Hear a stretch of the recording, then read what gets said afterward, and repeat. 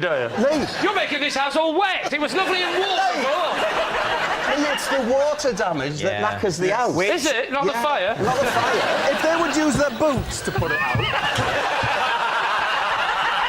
Honestly, the entire house, that's it. I was in a family of 4 children, and we were homeless.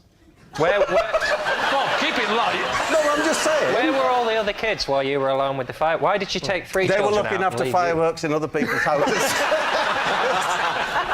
So when you say you were homeless, how much of the house did the inferno claim? It's gone. Entire house the gone. whole house gone. Yeah. The whole house burnt down? Burnt down. So how much did you leave in the living room?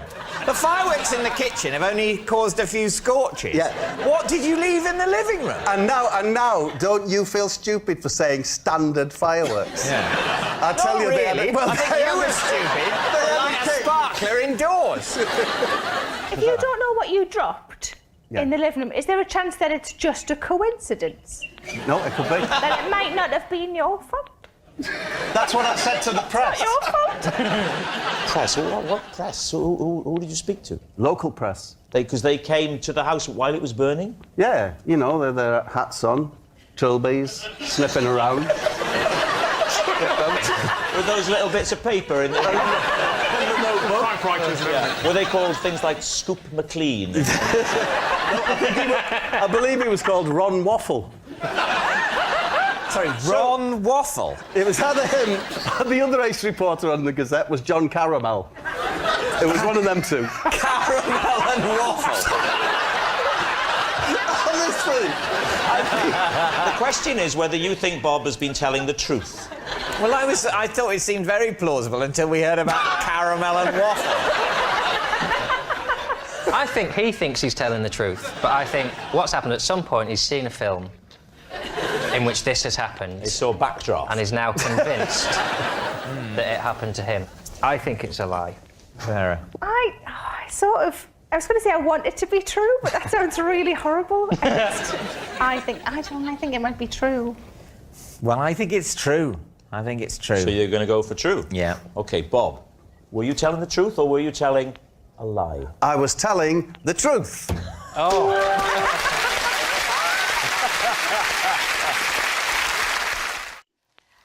I once spent a pleasant afternoon riding around topless on a motorbike. Please, team. Hang on. Where were you going on this motorbike? That is the last question I'd have thought Very practical. Wow. Yes, he's practical. We've got different angles, me and you, haven't we? Indeed, yes. Who were you with? A friend. Was he riding in you at the back or the other way around? I beg your pardon? What was the man's name, Esme? It was, Phil. Phil. Phil. And what relationship were you to Phil? He was my boyfriend. So he was your boyfriend. When was this? I mean, just give us an approximation. Oh, decades ago. How many decades? Oh, no. No what? Don't make us say that. All right, which century? The last century. Is that worse? Is that worse? Definitely worse. I'm not good at these things. What about He's a very, very rude man. What's he wearing? I don't remember. Well, let me rephrase the question. Did he have anything out? Well, he had his arms out.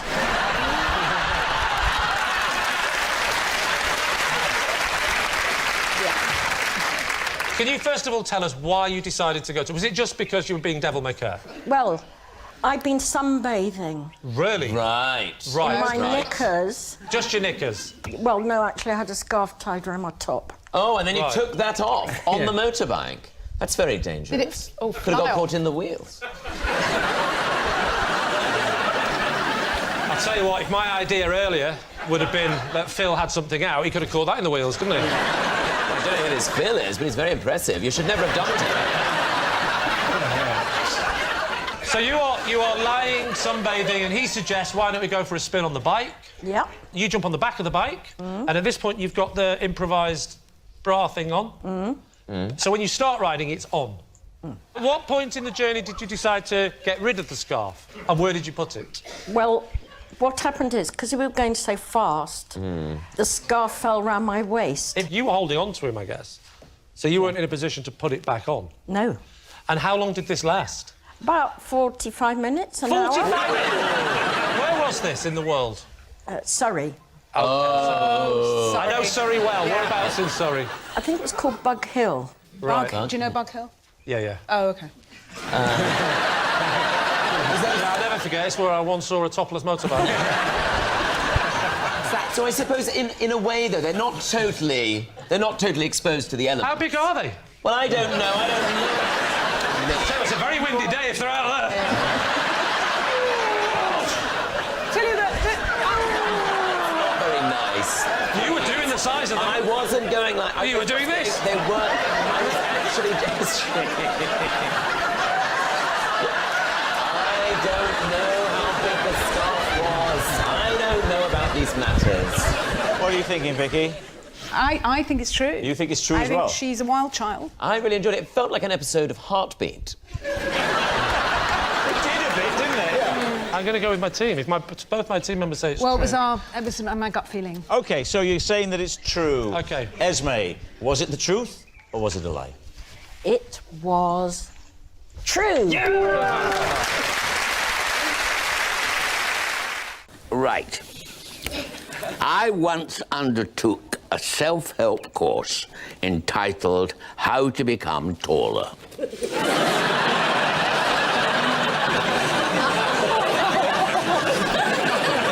Very, very hurtful, that laughter, I thought, Ronnie. Very Was it a step-by-step guide? It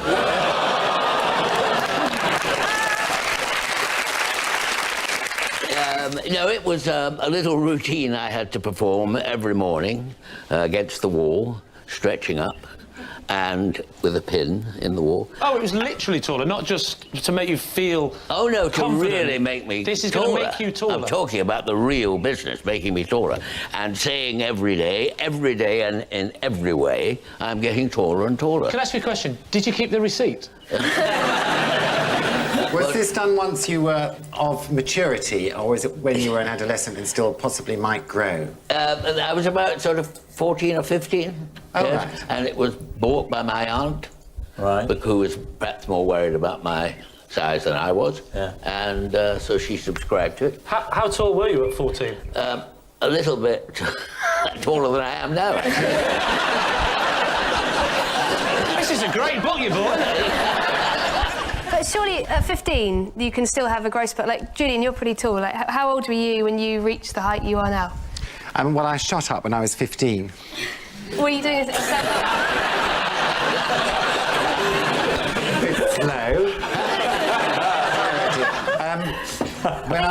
Were you older than 15 when you were... I was about 18, I suppose. So to worry about your nephew not being tall at 14 or 15, that's quite premature to get concerned about someone's height. But boys do usually shoot up at about 14 or 15, don't they? I never shot up. My parents kept telling me about my cousin Gethin, who he shot up when he was 22, he got ages yet. And yes. I peaked at a very disappointing 5'7", which is... I can't believe in front of Ronnie you're saying a very disappointing... I was about to say... His feelings! I know, so upsetting.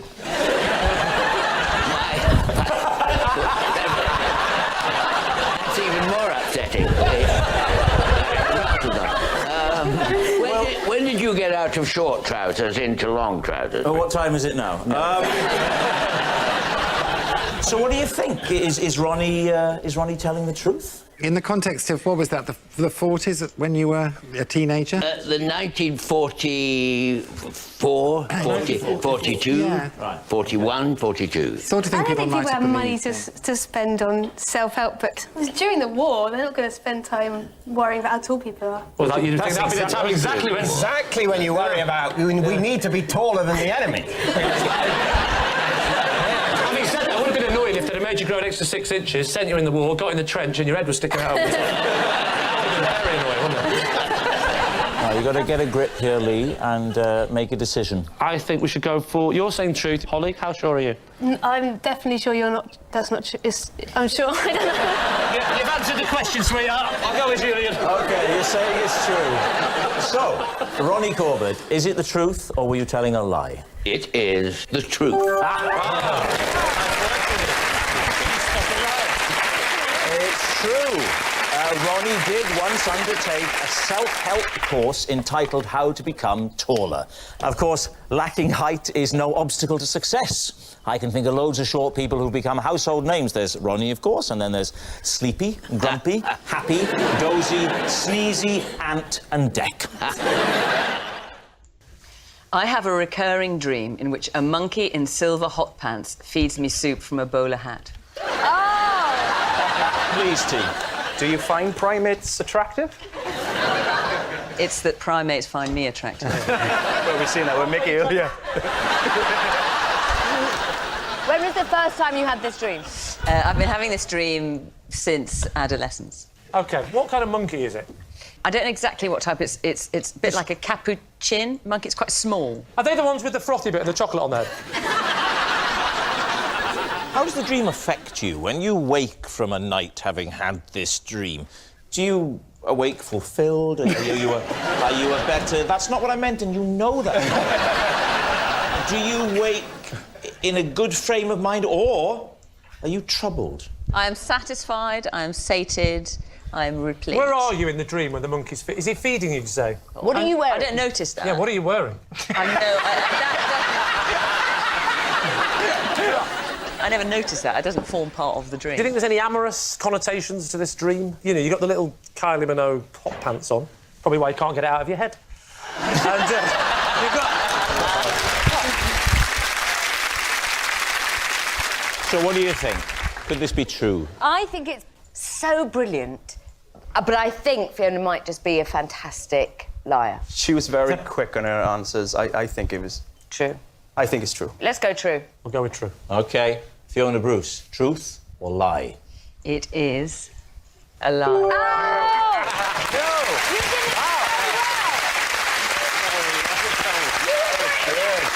Yes, a lie. Fiona doesn't have a recurring dream where a monkey in silver hot pants feeds her soup from a bowler hat. Next. It once took me 5.5 hours to cook macaroni cheese. Please, Steve. Is it homemade macaroni, as in you made the pasta? No. It was dried macaroni.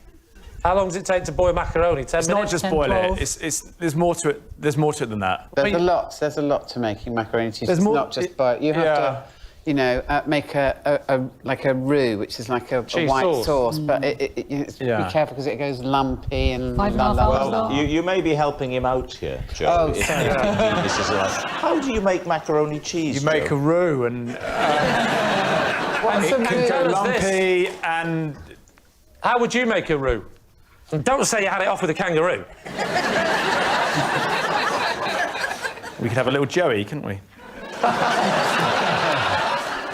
That's good. That's very good. Don't need your pity. I do a bit, but I was following a recipe, so I remember it had 4 different types of cheese in it, but it got. Do you remember the types of cheese? Mozzarella. Not really. All right, let me rephrase the question. Can you name any cheeses? Was there a specific occasion? Was this for someone's birthday party or your birthday or... We were on holiday. Who's we? It's my family and another family. And is it your job to cook for everybody? Not after that, no. The whole thing got held up because somebody stole some of the cheese. Who took your cheese? Well, I can't remember who it was, but I do remember that actually at that stage I said I'm not doing the meal at all anymore. So... Where were you, Joe? Where did this happen? Cornwall. So somebody came and took one of the cheeses and you needed 4 cheeses? I had 4 and I had it all laid out because I like to get everything kind of meticulously ready.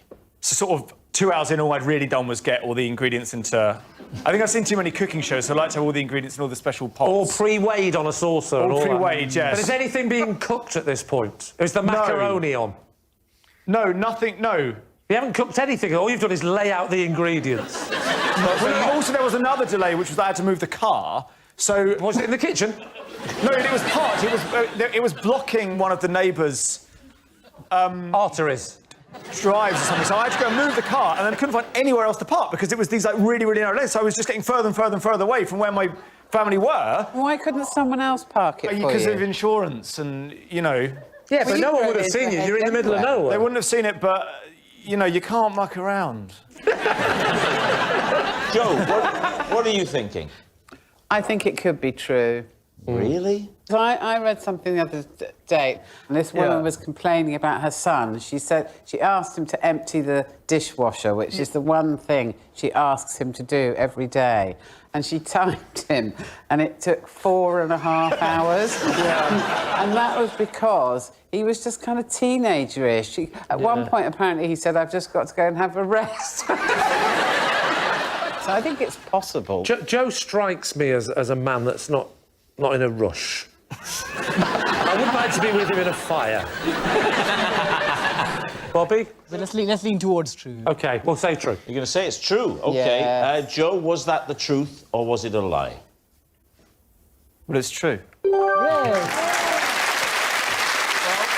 It's true. Joe did spend 5.5 hours making macaroni cheese. I deliberately set fire to my colleague's script whilst they were live on air. Lee? Was this, did you say colleagues, as in this happened a lot? Or the script belonging to one colleague? I used to do it on a regular basis. Listen, enough of your sex life, Terry. You flatter me. Is there footage of this if it was live? His sex life? I hope not. No, there's no footage. It was in Ireland on Irish radio, and it was just a little prank of mine while my colleagues were reading the news or announcements, I would sneak in behind them and set fire to the script from the bottom. So they would be holding these scripts in their hand? As it disappeared in front of them. And this was the news?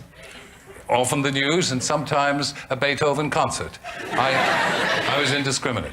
Did you use matches? Because you'd hear the sound, wouldn't you? Yeah, of course, but I struck the matches before I came into the studio.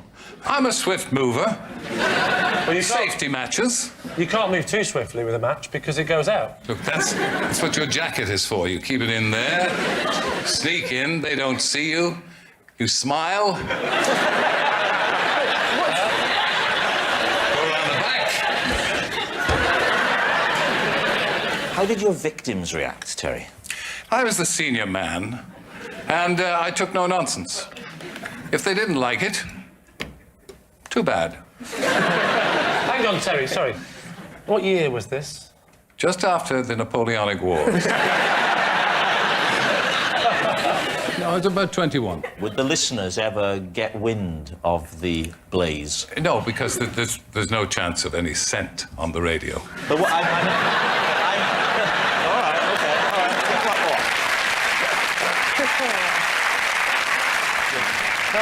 So we think... What do we think? I think it would be common knowledge. OK. Kevin thinks it's a lie. Yeah, I agree. I think we'd already know about this. OK. I think it's a lie. We'll go for lie. You're saying that it's a lie. Terry Wogan, were you telling the truth or were you telling a lie?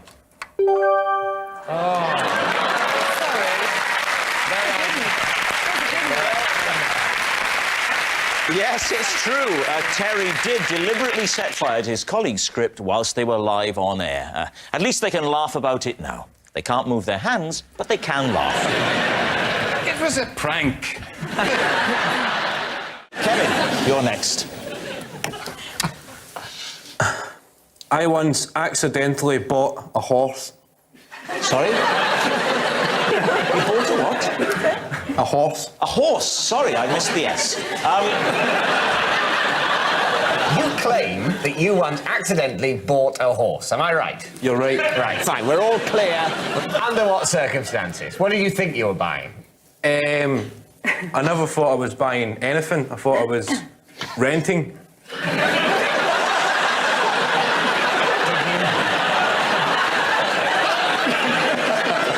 Did you think you were renting a horse? Yes. Right. So you paid to rent a horse, and then at the end, when you tried to return the horse, they said, "What the hell are you doing? I've been trying to get rid of Psycho for years." That's pretty much it. How long had you imagined that you were going to rent it for? We thought we were going to rent it for like 25 minutes. And did they charge you? It was in Bulgaria on holiday. Okay, so what did it cost in local Bulgarian currency? What is the local Bulgarian currency?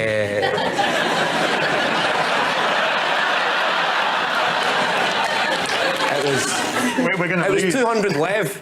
Lev, L-E-V. I don't know how you pronounce it, but lev. 200 lev. 200 How Bulgarian. much is that in sterling, roughly? Roughly, I At think the it's time. at the time, I think it was at £90. So we thought it was a good deal. £90 for 25 minutes? For 25 minutes on a horse. But you said we thought we were going to rent it for 25 minutes. There was me and my friend. So you were It was a going lad's holiday, we were 18, we thought we'll go horse riding. In Bulgaria? In Bulgaria. Did you question the odd sort of time slots they were going for? No, I've never been pony trekking, but I imagine they sort of rent you the horse for perhaps a couple of hours. Oh, or at least a solid half hour. You get 25 minutes and then the horse needs a break for 5 minutes and then And somebody then else you comes. keep the horse forever. Oh, I never knew that. What happened when you tried to take it back? The guy explained to us that the guy was gone. The guy...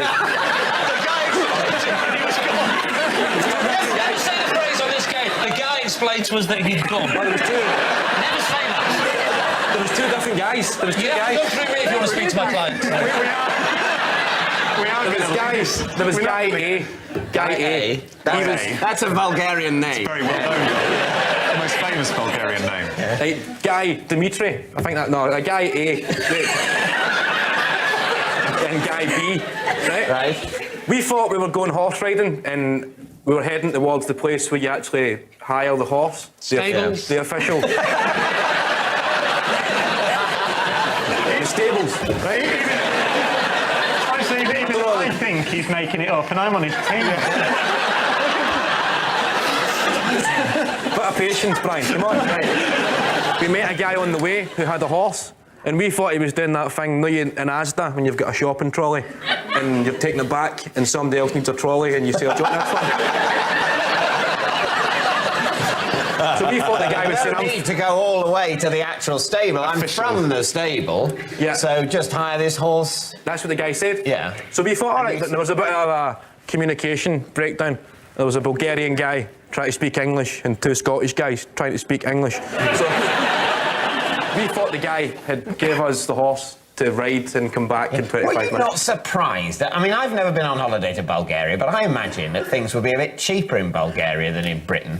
Were you not surprised that it cost you the equivalent of £90 to hire a horse for 25 minutes? It was 25 minutes each, so there was two of us. Right. So we chipped in for a horse. For 25 minutes each. But still, even if you thought you were going to get 25 minutes each, that's a lot, isn't it? Oh, it's an hour. You need to give the horse a break, as I said. Let's forget about the 25 minutes. Just forget about the horse. Because Forget about the horse, yeah. That's absolutely, obviously bullshit. You take the horse back. Guy B, who's the guy you met on the way to the stables... He's gone. He's gone. No sign of him. No, he's gone. So you say to Guy A, well, we hired this as part of your not bothering to actually go to the stables but getting it a few hundred yards away scheme. We hired this horse for 25 minutes at an extortionate rate. Nevertheless, here it is. And what did he say? We went back to the place where we picked up the horse. Oh, so not to the stable, no, but to the random never got point in the road. 100 yards from the stable, thinking bewilderedly, where has the mysterious man gone? I would have thought that logically, when you were returning it, having thought that it had come from the stable, but you'd been lucky not to have to walk to the stable before hiring it, you might nevertheless have thought, well, the stable's where it's got to go back to, rather than, well, Sodom, this is where we picked it up from, I'm not actually taking the stable. I'm going to stand here, 300 yards away from the stable, going, come over here!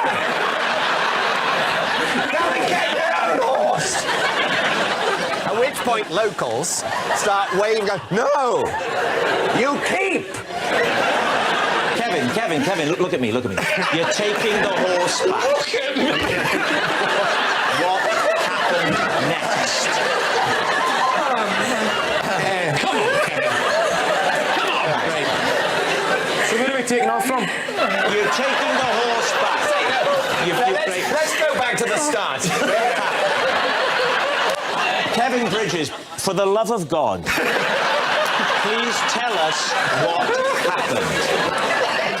Right. We bought a horse. We thought we'd rented the horse. We'd done the horse riding, took it back to the initial place we picked up the horse. Yes. Locals explained we'd went to a counterfeit horse guy. It wasn't the official horse riding stable. This was a counterfeit horse. This wasn't a genuine horse. This was maybe two guys in a costume. That would explain the 25 minutes. Yeah. I can't only do 25 minutes. The giveaway was after 25 minutes, I won't win.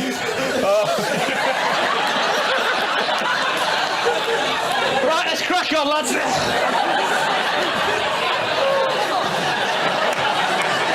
So, David's team, what do you think? Truth or lie? I mean, the trouble with this game is it plays tricks with your mind. But I don't think it's true. You don't really. It's got to be, hasn't It's it? got to be a lie. Got to be a lie. Yeah, saying it's a lie. Right, so here we go. It really is. Here's the moment. This is more than any other episode I've done of this show. This is the moment we've been waiting for. Kevin Bridges, is it true or is it a lie? It's true.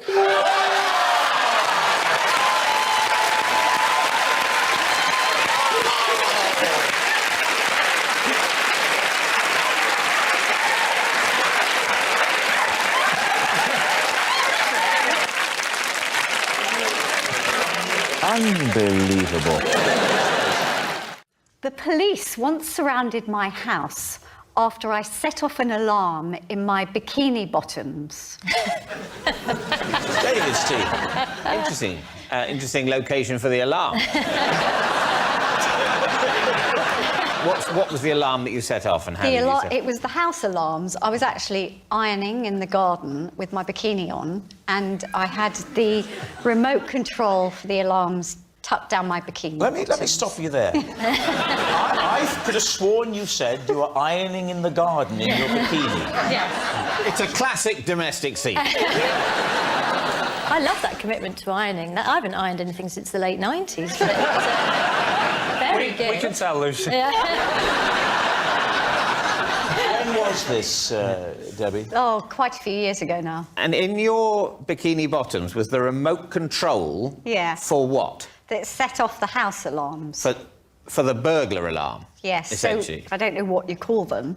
A panic button. Be like a panic button, yeah. I think if I was in the garden in a bikini ironing, I'd feel very vulnerable because there's a lot of flesh, isn't there, in the iron? You know how easy the phone rings and you do that? Did you not to be feel... honest, if you're gonna smash the iron into your head, it doesn't matter whether you're wearing a bikini or the uniform of the Chelsea pensioners, you're still gonna get burnt. So what happened when you pressed the alarm? Who was alerted and what did Right, they do? so I didn't know because it doesn't set the alarms off, it just rings the police. And so 15 policemen came round the corner. They shouted, no, start with the collar, then the sleeves. I never tried it again, so I don't know. How did they react? Did they see the funny side? Yes. No, she wasn't facing them.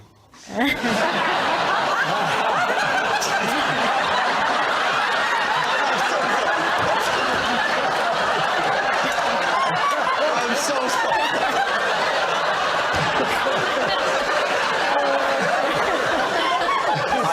I know that's rude, but I can't quite figure out why. OK, well, I mean, it's elaborate, it's odd, it's unusual. Is it true? In my younger days as a sun worshipper, I would do anything outdoors. When you're young and you want a tan, you just do anything. What do you think? Oh, I think. Wow. You know you have to make quicker decisions on the football pitch, don't you? I think that's true. You think it's true? I think you think we're it's true. We unanimous. think it's true. They think it's true. Debbie, truth or lie? It's true.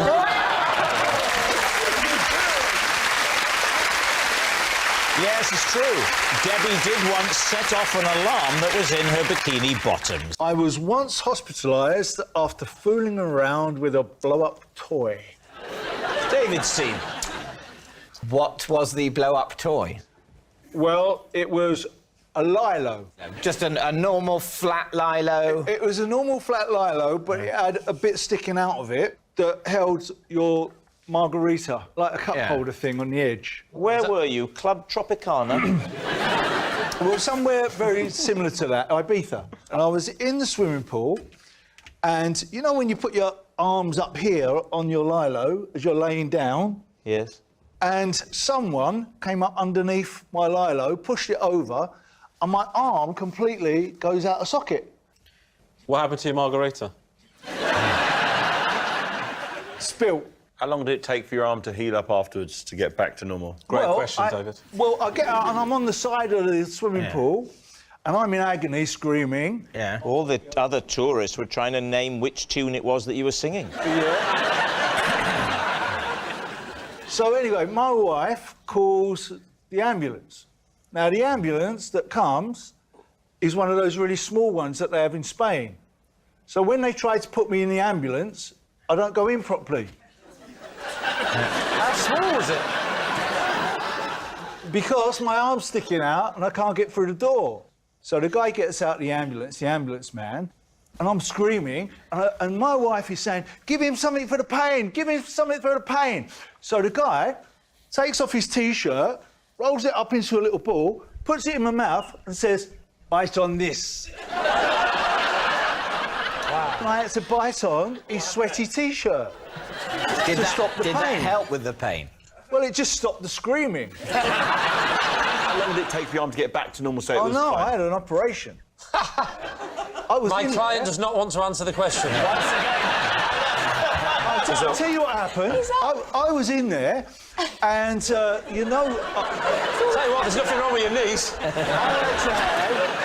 to have the tendons sewn together. Yeah. And you know when they wheel you into that recovery room? Yeah. And as you wake up, you'll know, as you wake up from kind of anaesthetic, you get really cold, don't you? So I'm shivering away in bed, and I'm saying to the people in the recovery room, oh, I'm freezing. All of a sudden, this nurse, who was huge, big woman, hears me saying that across the other side of the room, and she hears me saying across the other side of the room that I'm cold. Next minute, she comes bounding across, lays on top of me, saying, I'll keep him warm. It was like a terrifying version of Baywatch. What kind of unorthodox medical procedures are going on here? So how long did it take you to recover from this?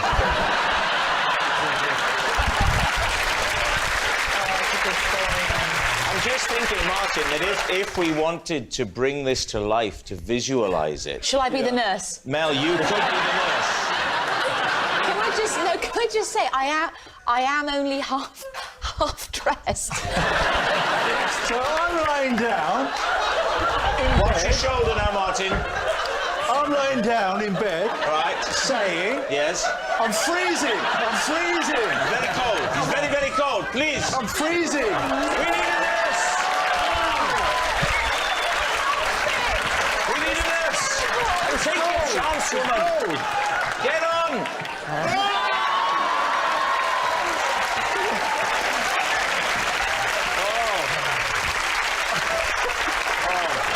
Martin, are you all right? Yeah. Are you all right? So it was kind of like that. But I'll tell you something, it was the last Lilo I've ever gotten. So how long did it take to injury? Did that really happen?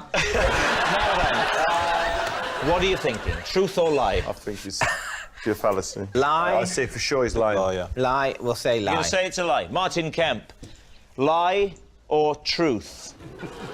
I think he means it's true. What is that? I thought you were expecting male to press your nipple and it would come up. This much is true. I instructed Deliveroo to block my orders after my bacon sandwich addiction got out of hand. Right. So how many bacon sandwiches were you getting? When it really, really got bad, it was about 4 or 5 times a week. I mean, just how posh are you where you're ordering out for bacon butties? Where was the restaurant you were getting them from? Well, actually, the most embarrassing part of it is that, you know, I can get a bacon sandwich a mere 45 seconds away from my front door. Were they delivering from the place that was that close? Yeah. OK, right, hear me out. There is no greater joy than a bacon sarnie in bed, right? Oh, I can think of something. Hot noodle. Will Deliveroo deliver to your bed? Well, no, you have to remove yourself from said bed and go to the front door. But Well, hang on, easier if it's that close, you must be halfway to the shop at that point.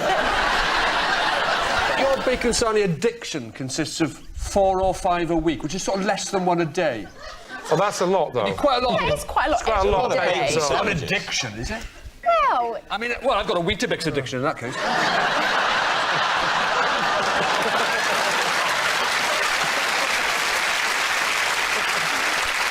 Tell us about the bacon sandwich, Toff. Was it a bog standard one, or was Yeah. it something a little bit special? No, it's a classic. White bread, Tommy K, bacon, job done. Not Tommy toasted. K, did you say? What does that mean? Tomato ketchup. Oh, I'm sorry. Did you know that? Tommy K was the name. Tommy K, everyone knows what Tommy K No, is. they don't. Don't Yes, get on. Don't get on I the knew kids' what Tommy bandwagon. K was. No, you didn't. Even though I'm a man who prefers Bobby Brown, I did know what Tommy K was. No, you didn't. No, you didn't. Oh, I did. Would you order anything else with it, or was it just the bacon sandwich? Well, it depends. If I'm feeling a bit fruity, I'd have an OJ, but... Orange juice. I knew that. Yeah. Would you maybe add a bob? Would you add a bob to it? Shut up. Would you add a bob? A B.O.B., bit of butter? Didn't you know that?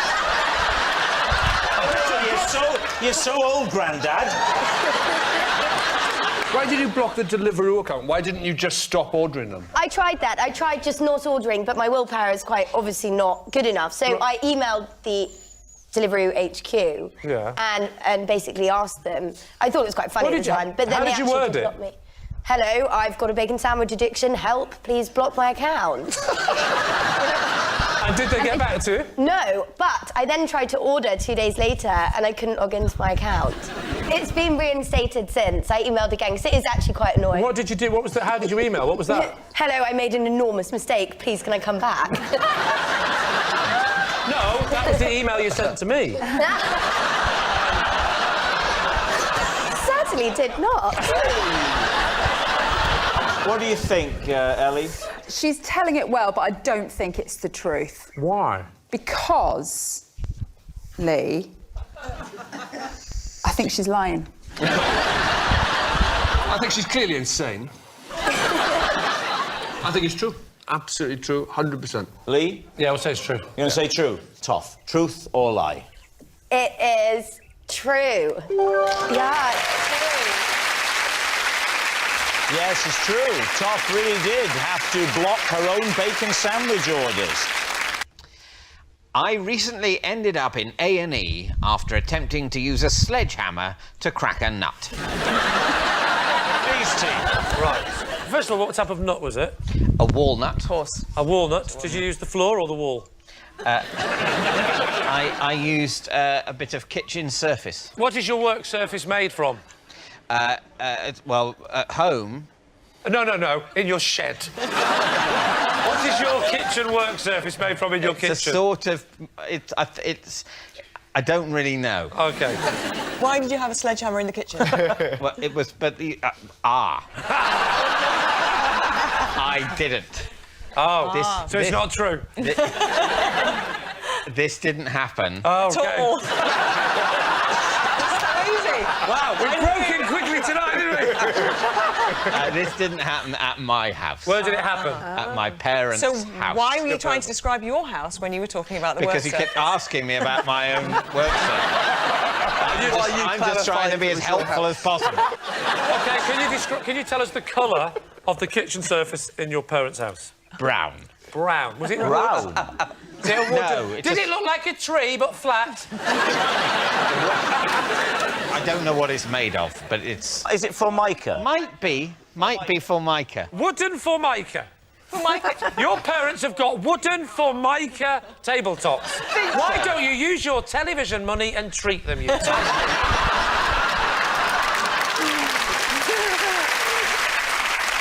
So there's a walnut in your parents' house. Yeah, there you, is. for whatever reason, maybe hunger, want to open it. Yeah. There's a sledgehammer. Why is the sledgehammer in your mum and dad, apart from the fact that he knew you were coming round? I had to go and find the sledgehammer. Where was it in It was the in end? the garage. Right. We couldn't find any nutcrackers. Well, your parents...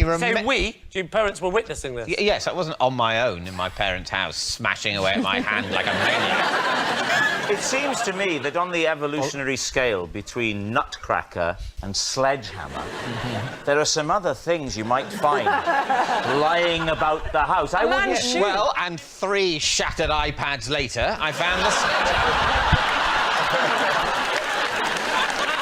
Who was there, by the way, in this? Who was witnessing this? There were... my parents were there, my brother, his wife, my wife. Peter Gabriel. David's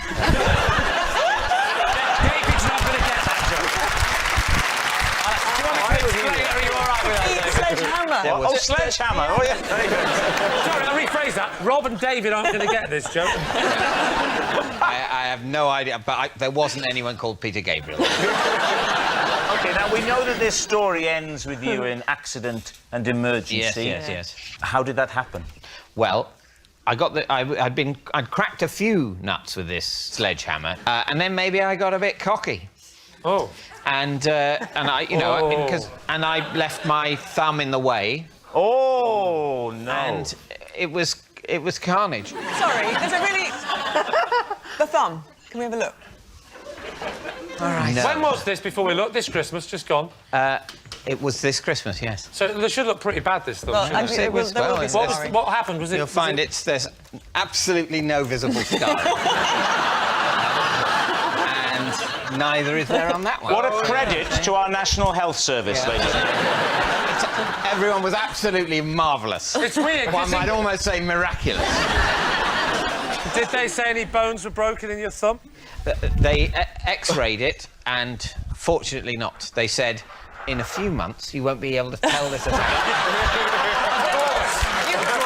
essence... Hey, they were right. They were spot on. All right, what are you thinking, Lee? Has this been the truth, has he made it up? There's bits of it. Well, the bits that are true are that he's got thumbs. I believed everything until we looked at his thumbs. There's nothing And there. then I was like, that man not only has not hit himself in the thumb with a sledgehammer, but I don't think he's picked up anything in weeks. You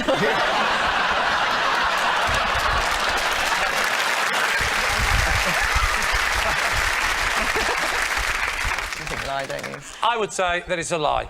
You're saying it's a lie, David? Truth or lie? It is a lie. Yes, it's a lie. Oh, me. I always throw the first and last biscuit in a packet away without eating it. Why? Because the one at the top, it started when the one at the top is crumbly, so I used to throw that. Often it's got crushed, and then can't explain why the bottom one. Do you mean you throw the bottom one away before you start eating them, or just when you get to the bottom one you throw it away? All right, here's the packet of biscuits, OK? Take the top off with a little bit of stringy kind of wrapping. Which actually reveals sort of 2 or 3... 2 or 3 come away in it in a quite a satisfying motion. Yes. The third one is normally relatively unscathed by its experiences during transit. Which are we talking about? I take those... Let me talk. I take them out... Suddenly I'm on Bill Turnbull's side. I take them out. The top biscuit is often damaged. I discard it. I then take... Discard it, throw it away? Throw it away in the bin. In the bin. Waste it? Or leave it all for the dog. I'll put it on the floor in the kitchen. Then, at the bottom, because I'm taking them out to put them in the biscuit Have you got a jar. dog? Yes, I have. Ben, he's not going to say no now. He's quite good at this. I've got a black lab. Oh, very good. Have you? So, Where you do black experiments. I then take the biscuits, I'm getting them out to put them into the clear Perspex Kellner jar, whatever it's called. If you're worried about biscuits getting crushed and misshapen and crumbly, why do you put them in a biscuit jar? Well, that's the safest place. No, it's not. A packet is like a car park for biscuits. It's all perfectly, isn't it? If you put them in a jar, you're going to get exactly the kind of problem you're trying to avoid. You think I'm putting them in the jar like this. I give my wife the jar at one end of the room. I then stand at the other end and go, "You ready?" That's not how I put them in here. You take them out one by one and carefully place them in the bottom of the jar like a maniac. No, David, I take them out and I slide them into the jar and they rest happily. What biscuits are they? Chocolate hobnobs, or ideally, the ones I don't have to do it with, because I only do it with the ones you take out, is the chocolate Leibniz, because they come in a box. They're usually unscathed. You've just said that you give chocolate hobnobs to your dog. Chocolate is poisonous to dogs. Have you not met his dog? Well, now you mention he wasn't a black lab when we got him. He was a golden retriever. So just to absolutely establish, you're taking out the biscuit, you're discarding it because it's crumbled. If it's not crumbled, you'll tend to throw it away, but not always. Then you'll slide them out like some sort of magician on your hand like that. You'll get the jar, you'll insert them in, unless it's a Leibniz, whatever the bloody hell they are. They go in, it comes off. There's one left, it's not damaged. Give it to the dog that used to be brown that's now black. That is what you're telling us is what's happening in your house. You're mental. Of course it's true.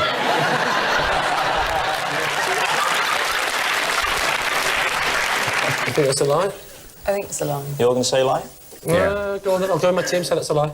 Yeah? Lie.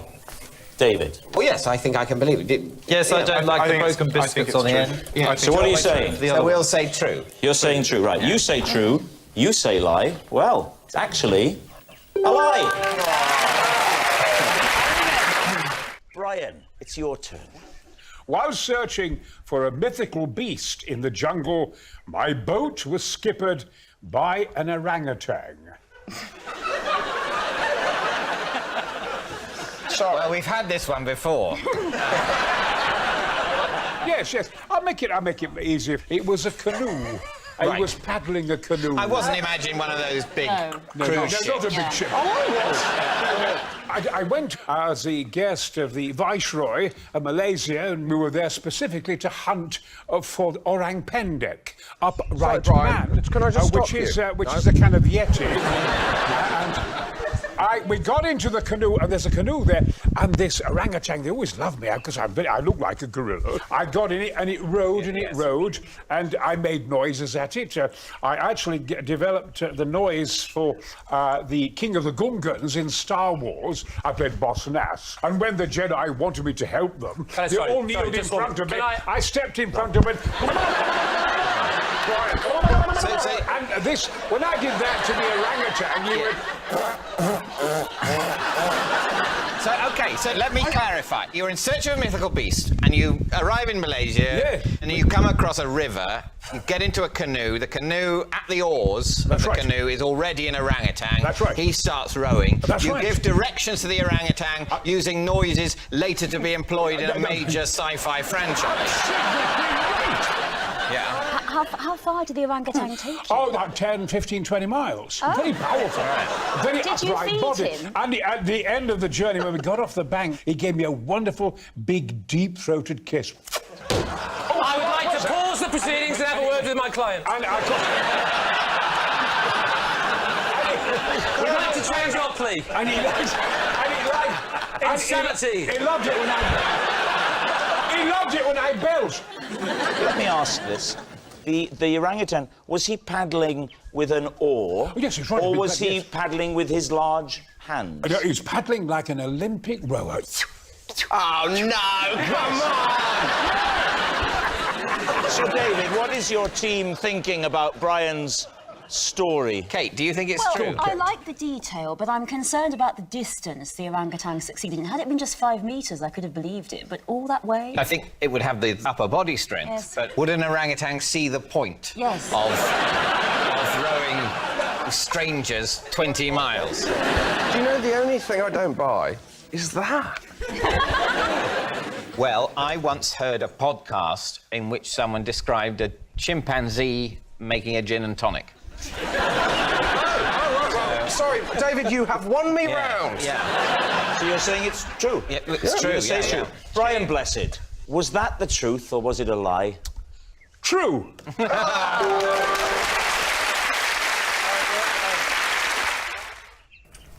I was sacked from my job at a zoo when my boss found out I had been taking photos of the animals wearing hats. So, just to clarify, were you wearing the hats or the animals? No, I was taking photos of the animals wearing hats. Yes, just to clarify, were you wearing hats or the animals? Well, you think I was taking photos of animals while I was wearing multiple hats? I would say that in the world of oddness, a man wearing 2 hats is no odder than an animal wearing 1. Can you give us some examples of animal hat combos that you took photos of? Yeah, I've done monkeys in bowler hats. Of course. I've done a hippo in a flat cap. And, well, I was going to call him a snake. It wasn't a snake. It was in the reptile house, but I don't know what he was, but he was wearing a fez. Were these miniature hats? Can I ask, Rod, were these little animal hats or human hats? On the hippo? Are you mad? No, but on the thing in the reptile house, I'm thinking a full-size fez is going to just hide the creature. Yeah, but what you're saying is, were the hats to scale? Thank you. Rod, were the hats to scale? The hats, well, I mean, to scale is a grand way of putting it, but I would certainly try and, try and make the hat fit. Right. The top of a hippo's head is actually quite a slippery affair. Oh, you've got to get the right hat. What was your official role at the zoo? General dog's body, basically. I get the feeling that if you were going to put hats on animals, you'd have gone for deer stalkers and bear skins, you know? I didn't say I didn't. We just haven't got all the way through the animals. OK. You name an animal. Deer stalker? No, I didn't do a deer stalker. I didn't have a deer stalker. It wasn't a comprehensive... You can't but you had a every animal. You had a massive hippo-sized fez. It was a regular flat cap. So what you're saying is I didn't have every single animal in the zoo, and there wasn't every hat. I didn't cross-reference every single combination of animal and hat. I just put some on some. Rod, where was this zoo? Was this a Welsh zoo? Was it Penscunna Bird Gardens, for example? It was down in Pembrokeshire, in a place called Oaksnade. Oaksnade? Yeah. There's a chain of Snade zoos, isn't there? There's Oaksnade, Whipsnade... And how did it all come to an end? What stopped this? I got caught. And who was it who apprehended you? It was the manager of the zoo. As a zoo owner and manager, I wouldn't have been offended. I can't see anyone being offended by a fez on a snake and a flat cap on a hippo. I'd have been... Just what the zoo needs. If it's down there in South Wales at this Oaksnade or something, I'd have thought any little hat on a cat would have done the Why? trick. Because it's a Welsh zoo? Our animals aren't good enough in their natural habitat. We'd better dress them up a bit. You racist bastard.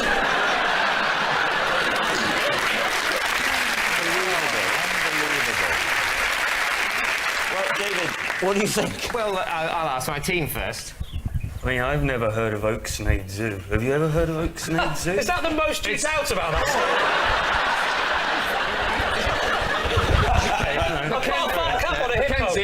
Oaksnade Zoo. No, I haven't. My girlfriend owns a zoo. We tour zoos, and Oaksnade's never been on our agenda. Oaksnade, the zoo that shares a syllable with Whipsnade.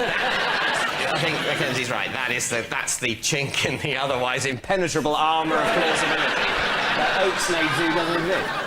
I think we're very happy to say lie. You're saying it's a lie, so, Rod, were you telling the truth or were you telling us a lie?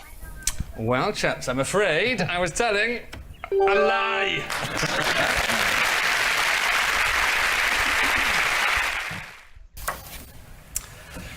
On doctor's advice, I have to sleep in a cycle helmet due to the violent nature of my dreams. Well, believe? Where to begin? Tell us about the violent nature of your dreams. Yes. I move a lot within the dreams. They're active rather than like hack and slash movie type violent. They're more, I'm playing a match or I'm running or something. And I move a lot in the bed. Dara, what damage can you do to yourself with a pillow? Well, it's something you can get around, but I can snap. I can, it can go back quite violently. Like, I can recoil. What does your wife think? Do you share a bed?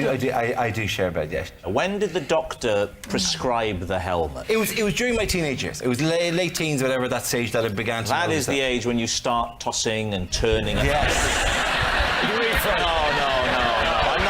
I'm not having that. If I can't make an innocent comment, please, this isn't Never Mind Your Buzzcocks. I dreamt, this is true, I dreamt the other night that I was being spooned, I was the spoonee, with a lion. Seriously, and I could feel its big, hairy arms and its legs, well, they're all legs, aren't they? All legs around me, and I could feel it, and I could smell it, and it was so vivid, and I liked it. So the last thing I would have done is lash out because I was feared for my life. Yeah, but I didn't have that dream. You feared for your life and you liked it. It was a lion!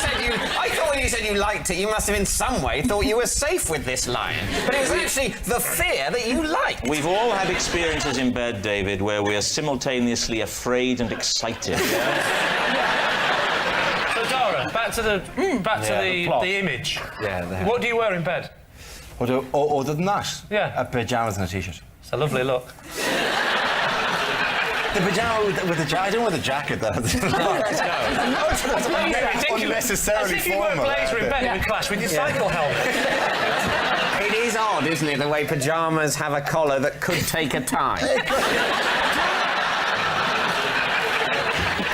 Yeah, back to the cycle helmet. You know Petr Cech, the goalkeeper for Chelsea, right? You better explain to David who. Yeah, there's a footballer called Petr Cech who got kicked in the head once, right? Okay, the goalkeeper's the one that owns the club, right? Gets in, yeah.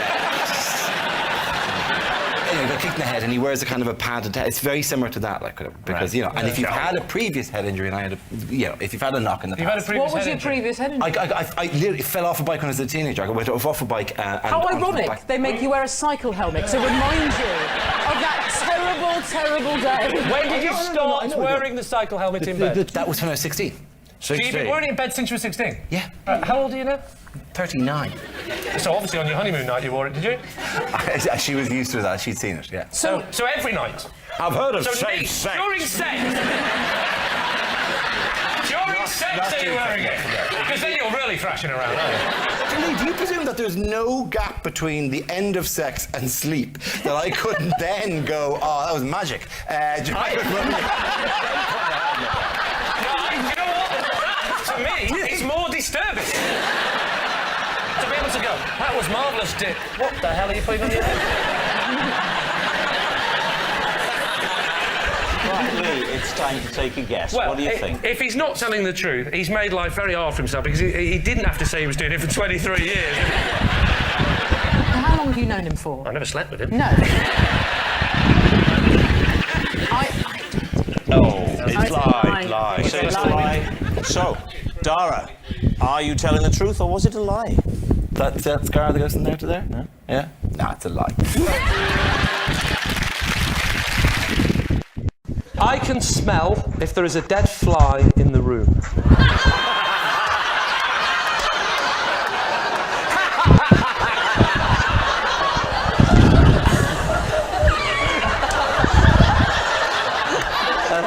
Can I just say, I know it sounds ridiculous, but I can smell a dead fly in the room. So, it's what you're saying, that if there isn't a dead fly in the room, you have no sense of smell? No, that's not what I'm saying. And you know damn well that's not what I'm saying, David. No, I can smell if there is a dead fly in the room. I can smell the dead fly. So is there a dead fly in here? Hold on. No, I can't smell a dead fly in this room, obviously. This is what we call a normal-sized room. I see. Okay, well, a room in my house. How do you prove this? Do you actually sniff it out? Can you actually, like a sniffer dog, you actually find the dead fly with your nose? Or you just go... No. It's a dead fly I in never here. told you I could find them. You can't locate it, you just know it's somewhere within the walls. Well, not within the wall. I'm not talking about flies that might have been killed by a serial killer and then sort of plastered in. Yeah. I can't smell them. I can't smell them. No, definitely not. Right, OK. But you can't locate them, you just know there's somewhere in the room. I can smell if there's a dead fly in the room. So where... How can you put it to the test? Because you might have been in a room in which there was a dead fly and you have not smelt it and said there is no dead fly in this room. And people have believed you, and yet lurking in the corner... It's a good question, Joan. It's a very good question, and I wish that I had a good answer. Just by the law of averages, there's been too many times when I've gone in a room and gone, there's a dead fly in this room, and quite often we will see the dead fly. What do you mean quite often? It has to be always. It has to be always. I can smell if there's a dead fly in the room, so I will go in and go, I think there's a dead fly in the room. That's just a polite way of talking, David. I don't go, there is a dead fly in the room! It's a fact every time! This room is a disgrace! I talk more softly than you, David. I have a soft... I don't show off about my talents. Okay. I walk in a room and I go, I think there's a dead fly in this room. In fact, no, I think you'll find there is definitely. There always is. What does the dead fly smell of? It's a smell that I wouldn't want to describe to a friend. Try. Imagine you're a wine connoisseur. Right. But it's the smell of a dead fly. I'm getting... Yeah, what are you getting? I'm getting a bit of wing.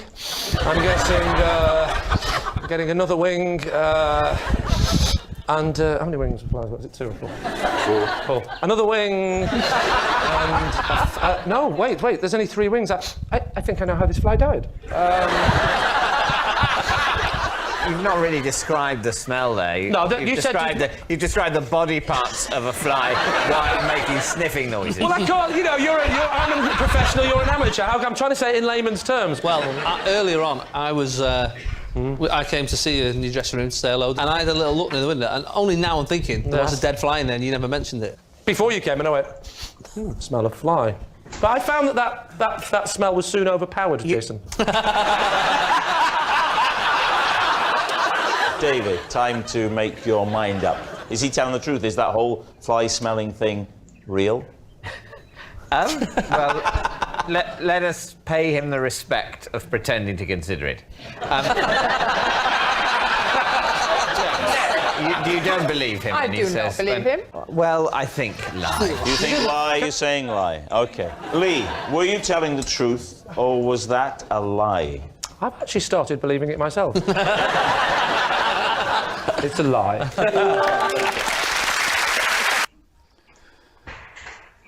5 years ago, I spent a whole week building an elaborate contraption just so my wife can let me know when lunch is ready. David's team.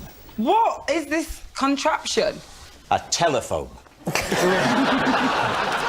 It's a contraption that goes from the house to the bottom of the garden where I spend most of the morning.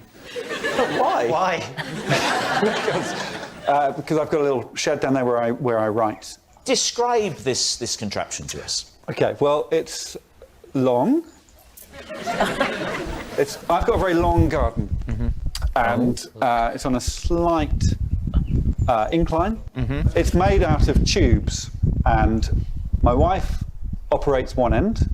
I receive... Are you thinking what I'm thinking? I receive something that comes out the other end of the tube. So it's a very long tube, and she puts a little ball in one end. And the ball plops out the other end. And that's when lunch is ready. You sound like somebody who is teaching sex education but hasn't got a clue yourself. Well, there's a ball at one end and the ball comes out the other end and that's when lunch is ready. What makes it elaborate? Is it the length of it? Yes.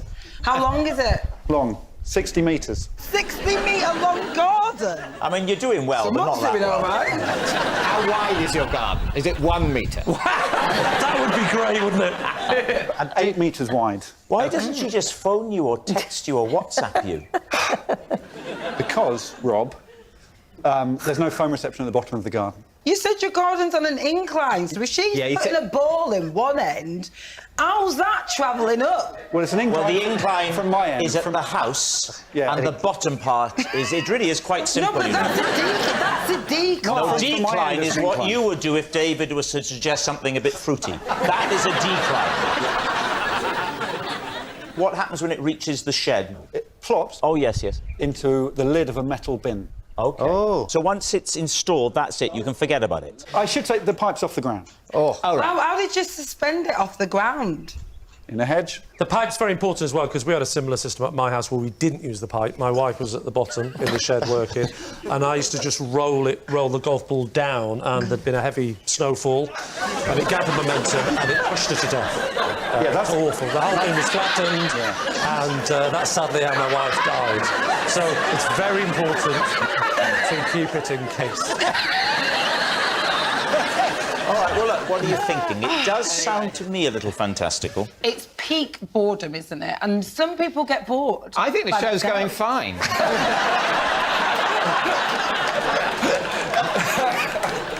I think it's true. I think it's true as well. I'm going to say it's true. OK, so, Alex, truth or lie?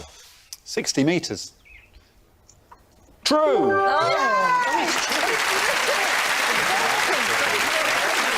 It's true. Alex has built a contraption just so his wife can tell him when lunch is ready. And we've got a clip of it. Yes! Oh, my God.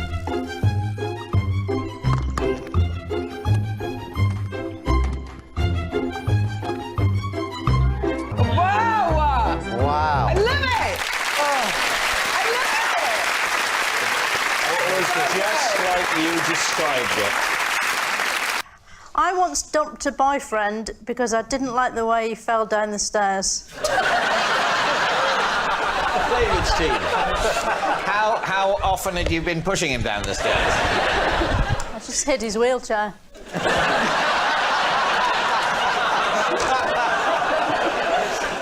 If you've been affected by any of the issues raised in tonight's show... how did he fall down the stairs? What was it? Very ungainly. What kind of stairs did he fall down? Where was he? It was just outside his flat, and there was like 5 steps, and then another 5 steps. Well, you know those ones that go sort of in different directions. Concrete steps? Yeah, concrete. So this is nasty. This isn't. It was a nasty fall, yeah. Yeah. Did you finish with him because he was so badly injured he was no use to you? This was sort of like the last straw, really. What was the other straws? There were so many straws. Tell me one. He used to fall out of cupboards. He was quite mean. He was quite a mean person. Can you walk us through the scenario? What happened? OK, so we're leaving his flat. He locks the door. He loses his footing on the steps, makes a little scream, and he just fell. How many stairs did he go down? Because the way you've described it, there were corners. Did he go round the corners? He's not a slinky. No, he did. He did. So how did you react? Did your compassionate side come out? Well, I asked him if he was all right, and then I sort of made a mental note to cut him out of my life. So what are you going to say, Nadia? Does it ring true for you? Did you want to leave him before the fall? I've been thinking about it. Yeah, because it was the last straw. It was the last straw, yeah. But she only offered up 1 straw. If I had a resentment against an ex-lover, right, I could give you a short list off the top of my head. That was a bit scatty. Waking up and seeing her in bed with the milkman. I think it might be true. Say We're going to go with true. Say true. Diane, truth or lie? It is actually true. Wow. It's true. Diane did dump a boyfriend because of the way he fell down the stairs. It once took 4 people to rescue me after I got stuck in a baby's cot. Please, team. Right. First of all, how old were you? I was a grown-up. Why were you in a cot? Well, because I was trying it out, just to see how it felt. Did you not have a cot when you were a baby? I did, but I couldn't remember what that felt like. So was it in someone's house? Wait a second. No, it was in a cot shop. Showroom. Yes, it was in a show. Thank you. Were you thinking of having a child? I was pregnant. Oh, you were very pregnant. I was at the time. pregnant, Ah. so I was there, and I thought I can't buy a cot without trying it. Like, you know, you need a test drive of beds. You know, I'm glad you weren't buying a potty. How did you get in the cot if you were so heavily pregnant? Yes, good. Excellent. Well, there are ridges, you know, bars on the side of the cot, and I sort of just wheeled myself in, and then it was embarrassing. Wheeled yourself in? Well, frontwards. Yes, like a dive, like a swallow dive. But those things usually come down, don't they, at the side a bit? You can sort of move them down. That's what I did. What I did. Oh, wow. On the side of the cot, I don't know whether you're aware, they have a little I'm aware, because I just told you. Yes. Good. And I just got it down, and I got in the cot just to see how it would feel. And then did you put the bars back up again? I can't remember. You must have done, otherwise you wouldn't have been stuck. I did. I put them exactly. Was there... It's like you were there. And then how did you get out then? Did somebody help you? The people had to help me. Four people. In the cot. Exactly. Who were these people? Well, they were just the people who worked in John Lewis. 4 people's a lot. Or maybe it's just a good service at John Lewis. It is a good shop. I think you've got 2 fragile things. You have you don't want to hurt the woman who's pregnant. Cough. Yes. And maybe mentally ill. And then and then you have the other side of it, which is you've got a product that's on display. Yeah, it's for sale. You don't want it to be. You don't want it to be. Let's not forget the unborn baby. And the tiny baby. So what do you think, Lee? What do you think, Steve? True or lie? I've got a feeling it's true. If you'd have been stuck in a cot, how many people would have come and helped you? Well, it would have been length problems more than anything else. It would have been an odd-shaped cot that you could fit in. Coffin. Only head would have been. It's the opposite. Steve Davis stuck in coffin. Hello, would you...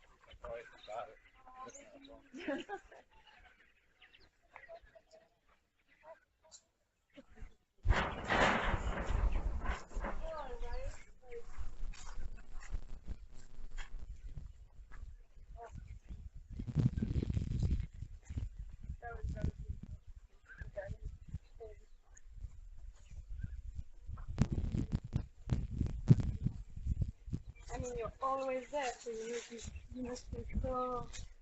How do you say?